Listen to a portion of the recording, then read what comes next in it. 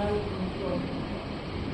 Hay que proteger muy bien las fuentes de agua, entonces para estos casos, impedir la cría de cerdos en lugares cercanos a estos suministros, que mantengan sus niveles de seguridad en cuanto a limpieza que tienen, y no va a haber ningún peligro. Se debe garantizar la educación sanitaria, los trabajadores se les solicitará que utilicen vestimenta adecuada, ¿verdad? Las botas, en el momento que dejen de trabajar, que salen de la granja, se hacen y las protegen constantemente. Y no hay tanto riesgo de estos cerdos cuando están bien cuidados. El mayor peligro se ve cuando son cerdos de crianza libre, donde incluso ni veterinario conocen los pobres. Otro elemento importante es hervir o filtrar el agua. Aquí se nos sirve el filtrado. Mejorar la higiene personal, condicionar bien los alimentos o desinfectar bien aquellos que van a ser consumidos crudos. Y el tratamiento profiláctico se puede realizar, por ejemplo, si en la granja se detecta una persona infectada, se hace un tratamiento profiláctico a los animales y a todos los trabajadores, ¿sí? No es necesario que tomemos muestras de uno para realizar aquel procedimiento.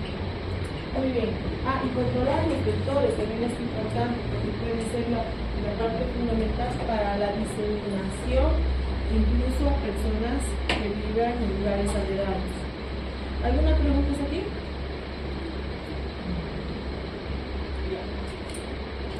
No es difícil, estos dos temas son cortos, por eso en esta clase llevamos parasitos y blastocitosis.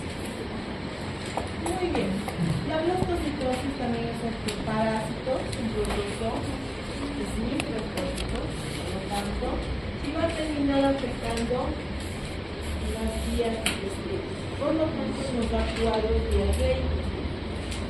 A la blastocitosis se la denomina, incluso van a leer en otras bibliografías para los que consultan otros libros o otras fuentes, que es un patógeno oportunista, porque es totalmente inofensivo a personas que están inmunocompetentes, o sea, con buenas defensas.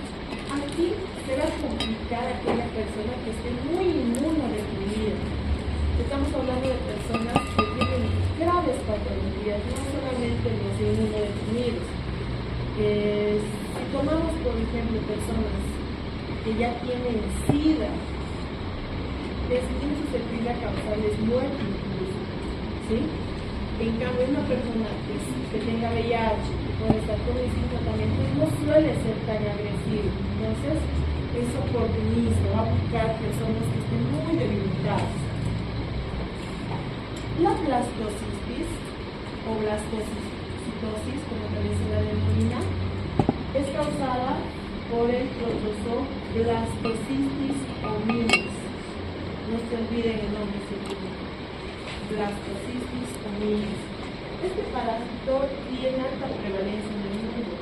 Mucha gente puede estar infectada y nadie se entera, porque el cuerpo logra eliminar y controlar este parásito tranquilamente. Por eso es que no se conoce mucho sobre este parásito, porque lamentablemente nos enfocamos a aquellas patologías que suelen ser mucho más dañinas, mucho más lesivas, ¿sí? Por esta falta de agresividad no le ha dado este estudio. Pero, como dan complicaciones letales en estas personas que están muy inmunocomprometidas, tenemos que conocerlo. Solo servorio es el humano y también mamíferos que pueden habitar de forma muy cercana, como en la vida salvaje, pero que estén aledañas a las personas.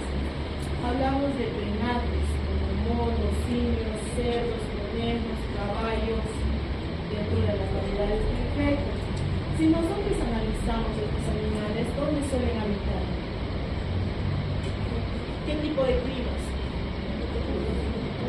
Templados y tropicales, ¿verdad?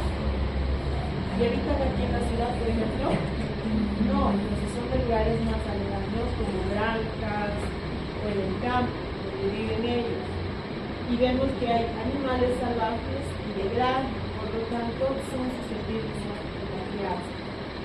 Aquí la frecuencia de infección es variable, entre 1 y 35%. Tiene familiar y su mecanismo de transmisión también es fecal, porque es la forma en la que se eliminan los quistes.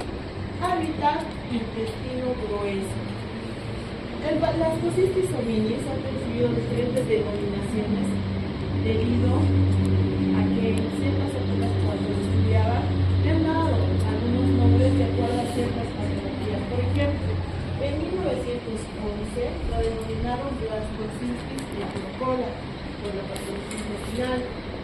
En 1912, Brown lo describe como un hongo, pero ya van a ver en el ciclo de vida por qué tuvo esa conclusión. Ya después, en el 67, se lo clasifica como un protozoo porque estaba dentro del virus Sarcomastropora. Y en el 93 lo vuelven a incorporar en este subfilo, blastocystis, del orden Blastocystida y género Blastocystis. Por lo tanto, debido a las características morfológicas y en su ciclo de vida, se confirmó que sí era un protozoo. Tiene una forma vacuolada, una forma ameboide, una forma granular, y también la otra forma que sería la quística, que es como la que sale.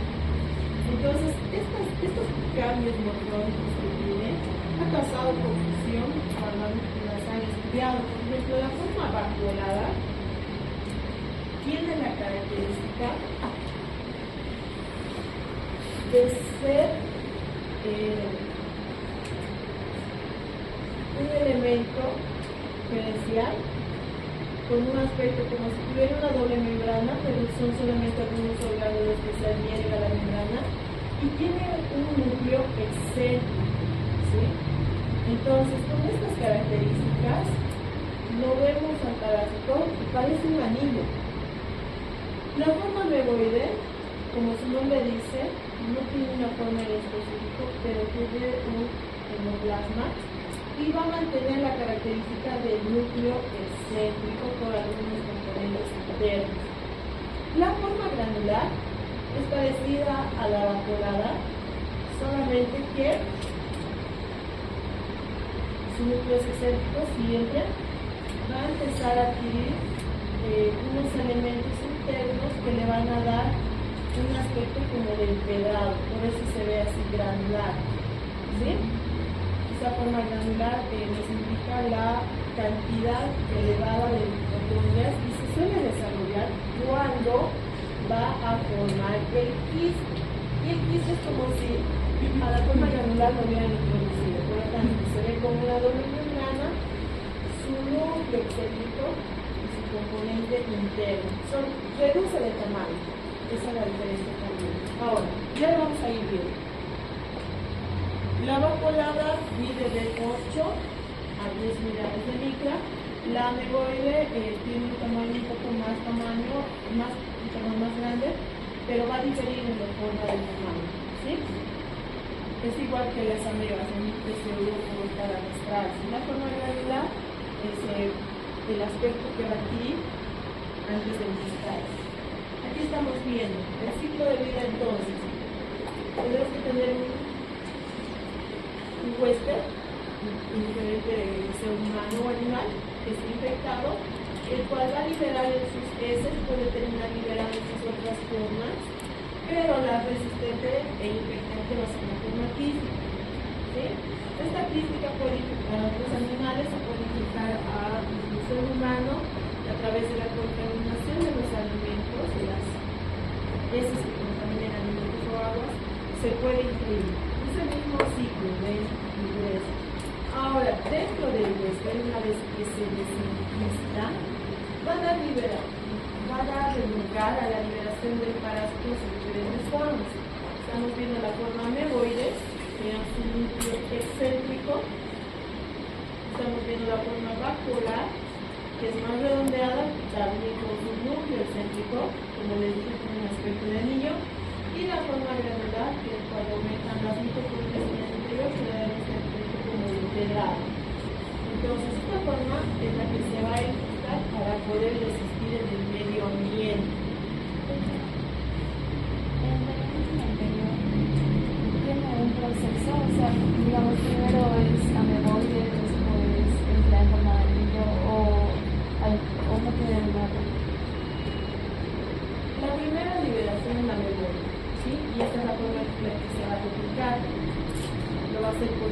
determinada. Después, cuando uno realiza el cambio a la forma vacuolar, y la forma granular es como una pre-preparación, porque como no se pican, son arrastrados, es la forma más rápida en la que se va a empezar. Lo mismo, vemos gran variedad de huéspedes. Miren ustedes, pueden ser herbívoros, omnívoros. Por lo tanto, aquí lo que caracteriza la prevalencia de parásitos en el intestino. Si bien muchos son huéspedes temporales, no les causa, solamente son elementos que van a utilizar para poder subsistir, no les causa patología. El humano también está dentro de ese grupo, pero no se olvide que tiene que haber una deficiencia muy grave en la inmunología para que sí cause los cambios. Ahora, vemos que la fisión es binaria, por lo tanto, hay una medicación que se puede dar en gran cantidad cuando no hay un control. Muy bien. Lo que sí nos produce es una reacción inflamatoria en el intestino cuando se multiplican en gran cantidad. Gran porcentaje de los infectados es asintomático, no se olviden, por lo tanto no desarrollan cuadros de diarrea, pero aquellas que sí van a desarrollar la patología van a tener diarreas, van a tener un dolor abdominal en específico que no se localiza, pueden tener náuseas y vómitos. Y solo en los inmunodeprimidos, o sea, aquellos en los que se va a cronificar, causando una diarrea crónica, y pueden darse incluso algunos cuadros extradigestivos que se manifiestan a través de urticarias y sinovitis, pero con la reacción inmunológica que pueden llegar a desencadenar el acumulamiento de los antígenos anticuerpos que pueden causar ese tipo de lesiones. Por lo tanto, ya hemos visto dos parásitos que nos dan reacciones alérgicas. En los estudios, entonces, nos van a dar datos con inmunoglobulinas muy elevadas con los dos parásitos. La evolución. Es incierto el manejo de estos pacientes porque, primero, como no causa patología, son asintomáticas, las personas no son ni diagnosticadas, y es por eso que muchas veces el diagnóstico es casual, accidental. Las personas pueden ir al médico por otras patologías y casualmente se le diagnostica este parásito, ¿sí? Por eso es que es incierto, no hay mucho control. Como tiene un gran campo de desenvolvimiento en diferentes especies, también es inespecífico encontrarlo, no se puede determinar en cuanto al tratamiento, tomar ciertas medidas, porque si bien a los animales cercanos podemos tratarlos junto a los animales, junto a las personas, el tratar los animales salvajes se dificulta, ¿sí? La sintomatología se puede comunicar. El riesgo es que las personas van a terminar siendo portadores asintomáticos. ¿Y qué significa eso? Que pueden seguir diseminando la patología, son infecciosos. Las personas que tienen sintomatología mantenida de forma crónica y crónica intermitente también nos dificulta a veces diagnosticar, porque cuando una patología pasa en una fase crónica, suele cambiar la sintomatología. Por ejemplo, si una tiene disentería en la fase aguda, a veces en la crónica se pierde, entonces ustedes mismos van a ver que puede dificultarse a la hora de realizar el diagnóstico. La sintomatología grave, como les dije, los inmunocomprometidos, muy debilitados, puede llevarles a la muerte. Pero es que estas personas también, lamentablemente, debido a la condición, hasta por un estornudo se pueden llegar a morir. Pero igual es importante diagnosticarlos, tratarlos. El diagnóstico se va a basar en procesos simples. Un poco para llegar a visualizar a los parásitos es muy efectivo, ¿sí? Puede ser poco parásito de los cereales, frescos, se pueden hacer articulaciones, para obtener muestras más limpias. Como causa una reacción inmunológica, también se pueden utilizar algunos test como ELISAs, PCRs, que si bien no son tan específicos, nos pueden indicar en qué fase clínica está, cómo está reaccionando el cuerpo, incluso si se está defendiendo o no. ¿Sí? Por lo tanto, se pueden utilizar algunos otros diagnósticos, pero en este caso no nos sirven los cultivos. El tratamiento. Van a encontrar que pueden haber algunas diferencias según las bibliografías, porque hay médicos que apoyan a que el paciente diagnosticado sea tratado, por más que esté asintomático. Pero otros médicos hablan de que como no causa patología grave en las personas, puede ser eliminado por el cuerpo, controlado, no se requiere hacer tratamiento, porque recuerden que al hacer tratamiento lamentablemente también terminamos eliminando algunos elementos que son favorables para nuestro cuerpo. Piensan que estaríamos debilitando y matando la flora de nuestro cuerpo. Así que hay discusiones todavía en los que apoyan y en los que dicen que no hay que realizar tal tratamiento, pero en lo que sí todos se ponen de acuerdo es que los pacientes que sean diagnosticados, que tengan sintomatología, sí o sí deben ser tratados. También está en discusión de que se trate solo al paciente que manifiesta síntomas o signos, como también el hacer el tratamiento profiláctico a aquellos que les rodean, a su núcleo familiar. ¿Sí? Aquí también hablan de que se debería hacer el tratamiento a los animales, por ejemplo, que viven cerca.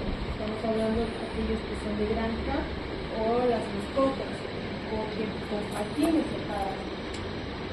Pero dentro de la experiencia es mejor hacer tratamiento a todos, ¿sí?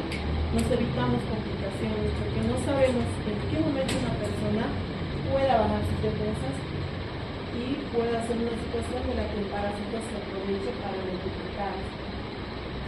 No se olviden entonces tomar decisiones correctas. El tratamiento se hace con la familia de los imidazoles, en este caso el metronidazol es uno de los mejores aplicados, eficaces, ya lo hemos visto. Imidazol también se puede utilizar furosemidona, las mismas dosis y al mismo tiempo que los otros. Y el control. Aquí es el mismo manejo. Para todo parásito hemos visto que se debe realizar un manejo discreta, una buena disposición de aguas, se debe hervir, filtrar las aguas. Lo recomendable en cualquier parásito es hervir, es una mejor forma de utilizar el agua.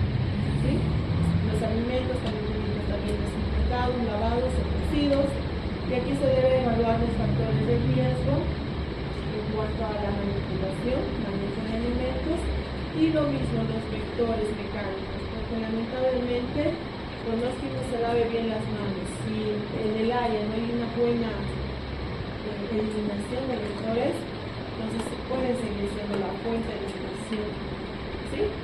Muy bien, estos dos temas, como les dije, son cortos, son sencillos, incluso son simples. La diferencia está en su ciclo de vida, en su morfología, pero después prácticamente nos dan incluso dentro de las manifestaciones cuadros muy parecidos. Ahora, no se vayan a confundir. Aquí no estamos viendo lesiones ulcerosas, que no lo hemos visto en la otra variedad, en el latido. Entonces, esas pequeñas diferencias son la clave para que cuando ustedes estén frente a un paciente sepan hacer un diagnóstico algo más certero, con más criterio. ¿Sí? ¿Alguna pregunta por eso? Estaba viendo, me avisa si se ve en la sala de Madrid. ¿Alguna pregunta, alguna duda, algo que quieran explicar, algo que me quieran compartir? Hemos terminado temprano porque son cortos, no les voy a dar un tiempo, van a empezar a mezclar información. Para la siguiente semana, entonces estaría entrando blastocitis, parasidio y y un parásito más que vamos a ver el día jueves, ¿sí? Entonces vayan estudiando, de la misma forma les voy a dejar libre, si quieren hacer resumen, un mapa, organigrama, lo que quieran. Cuando entremos otro parásito, sí, ahí les voy a dar un formato en específico para trabajar. Pero aquí seguimos